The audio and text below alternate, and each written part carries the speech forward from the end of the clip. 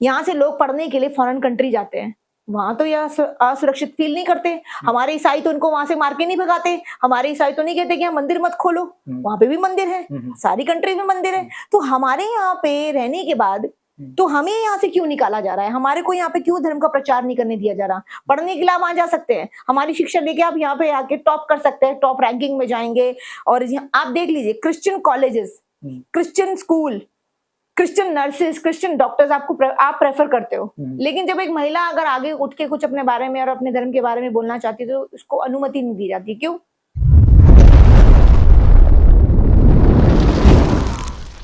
आप सबको जय मसीह की। प्रभु आप सबको आशीष दे। हमारे बीच में एक खास मेहमान क्रिश्चियन आर्मी महिला राष्ट्रीय अध्यक्ष एलिसाबेथ हमारे बीच में उपस्थित है और इनसे हम लोग बहुत सारी बातों को उस संगठन के ऊपर जो है कि बातचीत करेंगे। तो सिस्टर आपका स्वागत है, आप अपना परिचय दीजिए।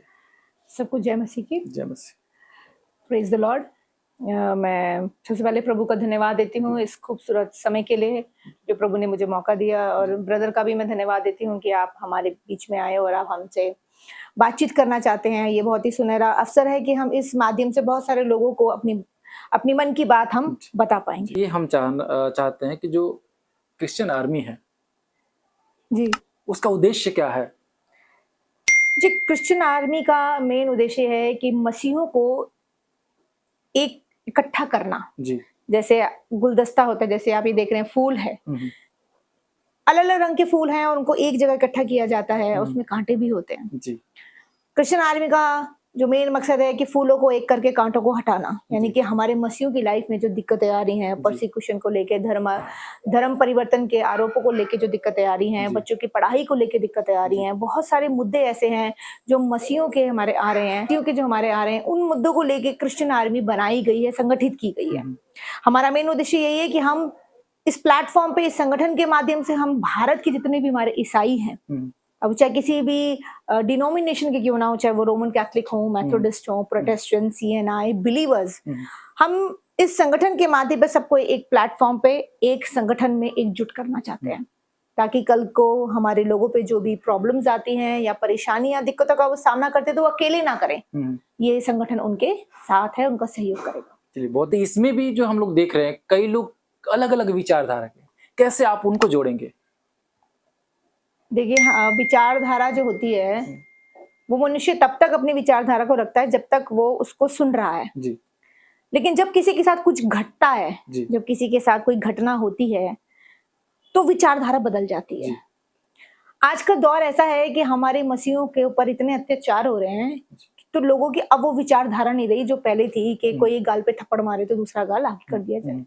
क्योंकि जितने आरोप हम लोगों पे लगाए जा रहे हैं, शायद किसी और ही धर्म पे इतने आरोप लगते हों, क्योंकि हमारा धर्म एक ऐसा है जो पीस चाहता है, जो शांति चाहता है। हम लोग भी लड़ते नहीं है, ज्यादा झगड़ते नहीं है। हमारा जो मेन जो यीशु मसीह का जो प्रचार है, हम उस पर चलते हैं कि माफ करो और आगे बढ़ो। तो ये जो विचारधारा हमारे मसीहों की है कि माफ करो और आगे बढ़ो, आज इस विचारधारा को लेके हम चल तो रहे हैं, लेकिन इस विचारधारा से हमारे ही भाई बहन जो लोग हैं, जो हमारे कम्युनिटी के लोग हैं, हमारे समाज के जो लोग हैं, वो बहुत ही ज्यादा प्रताड़ित हो रहे हैं, जिसकी वजह से विचारधारा कहीं लोगों की धीरे धीरे, जवान लोगों की बदलती जा रही है कि अब ये वो समय नहीं है कि हम चुप रहें। तो आपने कहा बहुत अच्छी बात की कि किस तरह से हम गुलदस्ते में इनको समेटेंगे, क्योंकि विचारधारा अलग है, लेकिन जब बात ग्राउंड लेवल पे आती है, जब जमीनी तौर से आती है, तो हम ये देखते हैं कि विचारधारा वाले लोग तो घर में बैठे हैं और संगठन वाले लोग बाहर जाके लड़ रहे हैं। तो हम यही कोशिश कर रहे हैं कि हम इन विचारधाराओं को अपनी बातचीत के जरिए उनकी विचारधाराओं को हम बदलें, कि वो समय आ गया है कि हम अपने लिए आवाज उठाएं और अपनी रक्षा के लिए हम सरकार से गुहार करें कि हमें भी इस देश में रहने की इजाजत है, हमें भी इस देश में रहने की अनुमति है कि हम प्रार्थना कर सकें। आपका उद्देश्य यही है कि चाहे वो कैथोलिक हो या और भी जो भी लोग हैं, वो सभी लोग एक साथ हो जाए, बिल्कुल, और एक साथ होकर कार्य करें। इसके ऊपर जो है कि आपके संगठन कार्य कर रही है। हाँ जी, हमारा संगठन, मैंने जैसे आपको भी बताया कि हमारा संगठन किसी डिनोमिनेशन को लेके कार्य नहीं करता है। हमारा मेन मकसद है कि हम मसीह हैं जी। अब मसीह को जब हम इंग्लिश में बोलते हैं तो हम उसको बोलते हैं हम क्रिश्चियन हैं जी। मसीह क्या है? जो मसीह को मानता है, जो यीशु मसीह को मानता है, उसका फॉलोअर है, वो चाहे किसी भी डिनोमिनेशन में क्यों ना हो। जैसे कि रोमन कैथोलिक डिनोमिनेशन बहुत तेजी से कार्य कर रहा है, क्योंकि वो पूरे वर्ल्ड में है। मैथोडिस्ट है, प्रोटेस्टेंट है, सीएनआई है, बैप्टिस्ट है, आजकल तो बहुत सारे डिनोमिनेशन है। हमें इस बात से कोई फर्क नहीं पड़ता वो किस डिनोमिनेशन से, हमें इस बात से फर्क पड़ता है कि वो मसीह है जी कि वो यीशु मसीह का चेला है, यीशु मसीह का फॉलोअर है, मसीह है, बपतिस्मा पाया हुआ है और एक रिलीजन को लेके चल रहा है, एक धर्म को लेके चल रहा है। और हम अपने धर्म को लेके जो चल रहे हैं, अगर उसके लिए भी अगर हमें अपने ही देश में प्रताड़ित होना पड़े तो ये बहुत ही दुख की बात है। इसके ऊपर जो है कि आपके संगठन कार्य कर रहा है, हाँ जी। वो सताव होता है कलीसिया में, वहाँ पे पास्टर जब बोलते हैं वहाँ पे कई महिलाओं वहाँ पे जवाब देती है जो देना नहीं चाहते, उनको क्या आप कहेंगे?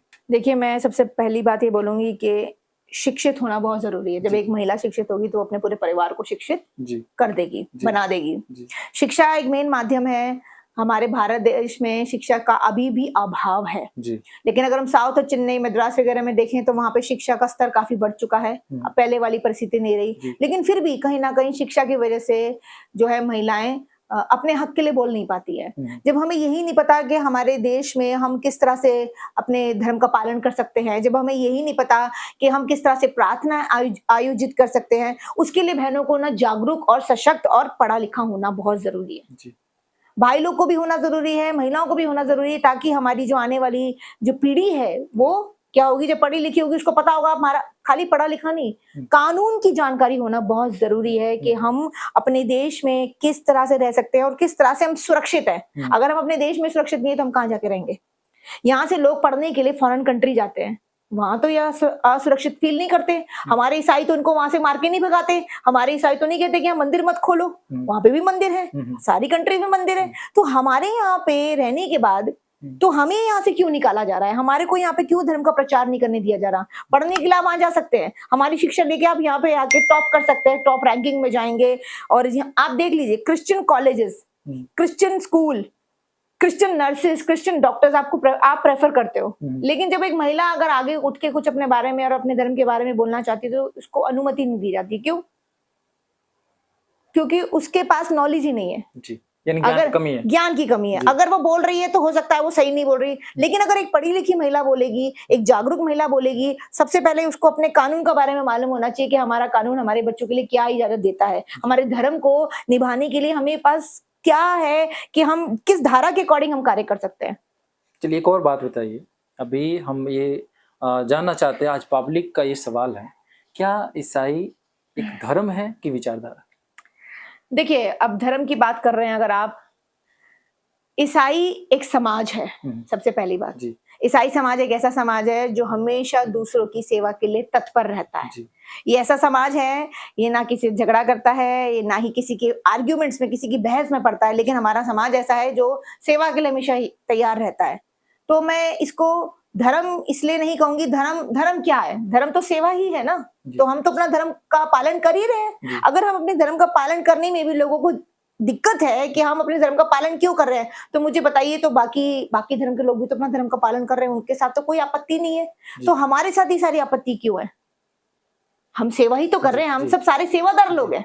आज की डेट में अगर आप देखेंगे कि जब बिहार में जब अटैक हुआ था, एक पास्टर को जला के मारा गया, उसमें मूवी बन गई है, ठीक है, वो क्या कर रहे थे? वो भी तो अपना धर्म का, वो अपना फॉरेन कंट्री छोड़कर इंडिया में आके कोड़ियों को दवाई लगा रहे हैं, कोड़ियों की सेवा कर रहे हैं। तो हम तो अपने धर्म का पालन कर रहे हैं। हमारे धर्म में तो लिखा है कि सेवा करो, प्रेम करो, दया करो, हम तो वही कर रहे हैं, यही हमारा धर्म है। अगर किसी को हमारे धर्म से दिक्कत है तो वो बताए, क्योंकि हमारे धर्म में तो ना मारने के लिए कहा है, ना हत्या करने के लिए कहा है। हमारे धर्म में तो यीशु मसीह ने माफ करने के लिए कहा है। हमारे धर्म में यीशु मसीह ने कहा है कि तुम दया करो, तुम पे दया की जाएगी। अगर हम गरीबों पे, पीड़ितों पे, बीमारों पे दया ना करें तो हम किस पे करें? सबसे बड़ा उदाहरण तो मदर टेरेसा का, जो हमारे भारत देश में इतना कार्य करके चली गई और हमारे भारत में ही रही। इससे बड़ा क्या धर्म है? उनको वर्ल्ड विजन वालों ने, उनको वर्ल्ड में उनको वो पदवी दी गई है जो किसी को नहीं मिली आज तक। उनको मदर टेरेसा की पदवी मिली है, ठीक है, उनको सेंट की पदवी मिली है, संत बोला गया उस लेडी को। क्यों? क्योंकि वो अपना देश छोड़कर भारत में आके रही, भारत में आके सेवा करी। इससे बड़े और धर्म की क्या बात। चलिए एक और सवाल, आज यूपी, बिहार और बहुत सारे राज्यों में बहुत सारा संगठन है जी, लेकिन आज जरूरत पड़ा कि आज क्रिश्चियन आर्मी संगठन बनाने का, क्रिश्चियन आर्मी का? देखिए, क्रिश्चियन आर्मी जो संगठन है, ऑलरेडी काफी सारे संगठन अभी चल रहे हैं। बहुत सारे संगठनों में तो मैं खुद भी हूँ। और क्रिश्चियन आर्मी का संगठन बनाने का मेन मकसद ये है कि क्रिश्चियन आर्मी कार्य कर रही है जी। बाकी संगठन सिर्फ व्हाट्सएप पे काम कर रहे हैं जी। सुबह मैसेज आता है, दोपहर को मैसेज आता है, शाम को मैसेज आता है, इसका मैसेज आता है, उसको पकड़ लिया, इसको बंद कर लिया, फिर उस पर कोई दूसरा टिप्पणी देता है। लेकिन क्रिश्चियन आर्मी ये नहीं करती। क्रिश्चियन आर्मी है आपके घर के बाहर, बाकी संगठन है जेल के बाहर और थाने के बाहर। आप समझ रहे हैं कि वो आपको बाहर से बैठ के आपको सारी सलाहें देंगे, आपको मशवरा देंगे, आप ऐसा कर लीजिए, वैसा कर लीजिए, लेकिन वो खुद निकल के नहीं आ रहे। वो सिर्फ एक नामधारी संगठन के नाम पर रह गए हैं। लेकिन हम जो क्रिश्चियन आर्मी है वो एक ही फोन कॉल पे हम लोग के लोग काम करने जाते हैं, लोग इकट्ठे हो जाते हैं, लोग जेल में जाते हैं, उनके लिए भी हम लोग फाइट करते हैं। जो लोग जेल में जाते हैं उनके लिए भी वकीलों के साथ हम कोर्ट में फाइट करते हैं, और जो पकड़ के जब उनको थाने लेके जाते हैं, पुलिस स्टेशन लेके जाने के लिए, कोई नहीं आगे आता है। तो क्रिश्चियन आर्मी उस समय भी तैयार रहती है और अपने संगठन के लोगों को वहां भेजते हैं और उनको कोशिश ही करते हैं कि एफआईआर से पहले हम उनको रिलीज करा लें। जी, तो अभी तक आपका संगठन जो है कितने लोगों को जो है कि छुड़ा लिया? तकरीबन 250 से 300 के लोग के करीब हम लोग निकाल चुके हैं। कितने राज्य में काम कर रहा है आपका संगठन? अभी हमारा जो क्रिश्चियन आर्मी संगठन है तकरीबन almost all over the India काम कर रहा है। जी, तो कैसे आप इस संगठन से लोग जुड़े? देखिए, संगठन से जुड़ने का जो प्रोसेस है बहुत ही साधारण सा प्रोसेस है, लेकिन हम यही चाहेंगे कि पहले आप जुड़िए, फिर मदद मांगिए। अब आप पहले मदद मांगेंगे और फिर आप सोचेंगे जुड़ने के लिए, तो उसमें आप कुछ सीख नहीं पाएंगे, क्योंकि जब तक आप हमारे साथ सहयोग नहीं देंगे तब तक आप सीखेंगे कैसे? जी। अगर किसी एक पास्टर पर अटैक होता है तो हम ये चाहते हैं कि आप भी उनके साथ और हमारे संगठन के साथ चलें, हम उनको मोटिवेट करें, हम उनको संभालें और वो वहां पे वो सीखे कि हम लोग किस तरह से बातचीत करते हैं। तो जब वो आगे आएंगे तभी तो उनके लिए और लोग आगे आएंगे। तो पहले हम ये चाहेंगे कि वो हमारे साथ जुड़े, हमारे साथ काम करें, ताकि जब हम लोग जाते हैं तो वो हमारे साथ जाएं, हमारी टीम के साथ जाएं, और उसके बाद जब उनको भी प्रोटेक्शन चाहिए तो हम उन्हें भी देंगे। यानी संगठित होना बहुत बिल्कुल जरूरी, यूनाइट होना बहुत जरूरी है। मैं चाहूंगी इसमें महिलाएं भी आगे आए, क्योंकि महिलाओं का बहुत रोल है। जो महिलाएं घर चला सकती हैं वो देश भी चला सकते हैं। ऑलरेडी हम लोग का राष्ट्रपति तो बिल्कुल, हमारी राष्ट्रपति, हमारी दिल्ली की सीएम लगा लीजिए, हमारी बहुत सारी क्षेत्रों में पहले भी औरतें रह चुकी हैं, हम इंदिरा गांधी से प्रभावित हैं। तो महिलाओं को मैं चाहूंगी कि वो आगे आए, वो अपने हस्बैंड के साथ आगे आए, अपने भाई लोग के साथ आगे आए, और अगर वो अकेली हैं तो भी वो आगे आए, क्योंकि जब प्रभु हमारे साथ है तो हमारा विरोधी कौन है? जी, तो आप बताइए, और बाकी जितने संगठन हैं उनको जो है कि आपका ये संघ क्या सलाह देना चाहेगी? देखिए, हमारा संगठन बाकी संगठनों को यही कहना चाहता है कि आप आए, हमारे साथ जुड़े, ताकि हम एक ही प्लेटफॉर्म पे रह के, जब हम लोग की विचारधारा एक है, जो हमारा काम एक है, तो क्यों ना हम एक ही होके लोगों को दिखाएं कि हमारे पास एक ताकत है।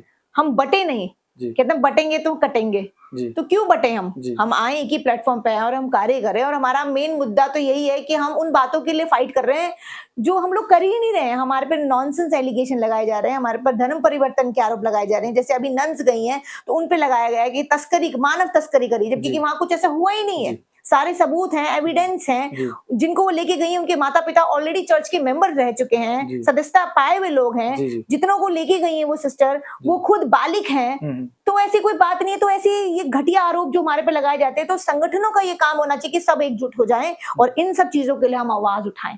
अकेले अकेले हम आवाज ना उठाएं, मिलकर आवाज उठाएं, ताकि हम सच में जो हम जीत हासिल करना चाहते हैं वो हमें मिले। संगठित करना चाहती जी, सारे संगठन जो एक साथ मर्ज करना, तो फिर हम लोग आगे बढ़ सकते हैं। बिल्कुल बिल्कुल। तो आप लोग अपना विचार कमेंट बॉक्स में लिखिए और इस वीडियो को ज्यादा से ज्यादा शेयर कीजिए और सभी लोग एक साथ आने का प्रयास कीजिए, क्योंकि आज जिस प्रकार से सताव दिन प्रतिदिन बढ़ते जा रहा, आज एक साथ होना बहुत जरूरी है।